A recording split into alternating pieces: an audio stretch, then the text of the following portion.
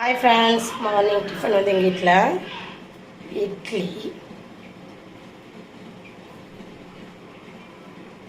நீங்கள் என்ன சாப்பிட்டீங்கன்னு சொல்லி எனக்கு கமெண்ட் பண்ணுங்க.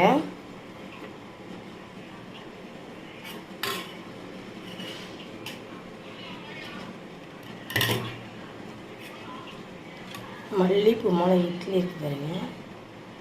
அதுக்கு நாங்களாம் சட்னி, தேங்காய் சட்னி.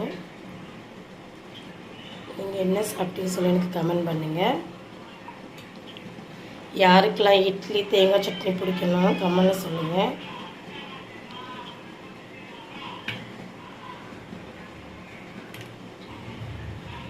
எனக்கு இட்லி தேங்காய் சட்னி ரொம்ப பிடிக்கும்.